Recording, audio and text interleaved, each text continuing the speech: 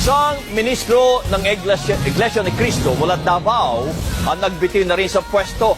Ito po'y bilang protesta sa umunoy katiwalian sa pamunuan ng simbahan. Binunyag din niya na bumaba ang koleksyon ng INC sa mga miyembro mula nang lumabas ang issue. Nagpapatrol, Ces Orenya Drilon. Bumabagsak na umano ang koleksyon ng Iglesia ni Cristo mula sa mga kasapi nito.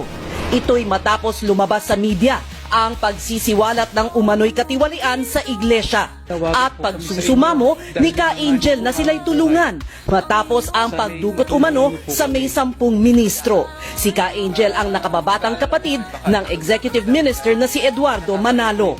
Ayon kay Ka Farley De Castro, isang ministro ng INC na nagbitiw kamakailan, kapansin-pansin ang pagbaba ng nakokolektang handog sa mga pagsamba na kanyang dating pinangangasiwaan bago pa man siya nagbitiw sa pwesto. Ang nalikom na handog ay umurong. Pag sinabing umurong, bumaba po, bumagsak po ito. Gaano hong kalaki ang ibinagsak? Ang ibinaba po ay halos nasa 100,000. Ayon pa kay Ka Farley, maging sa tinatawag nilang mid-year pasasalamat, bumaba ng 100,000 kumpara sa isang taon. Ayon pa sa isang source, binawasan ng 30% ang sweldo ng ilang staff ng INC.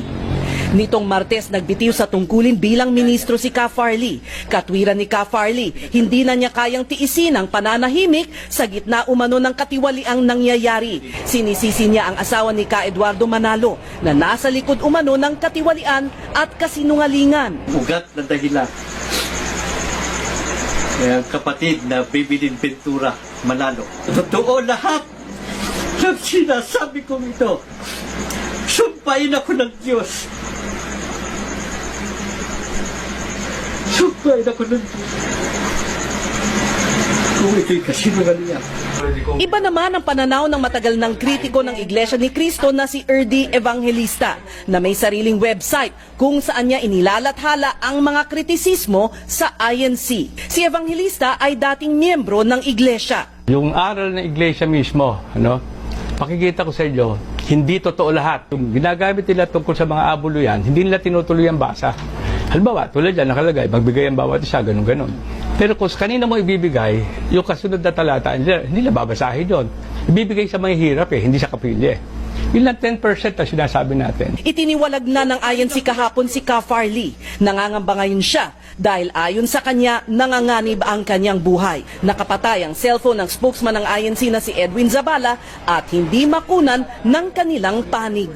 Ces Orenya Drilon, ABS-CBN News.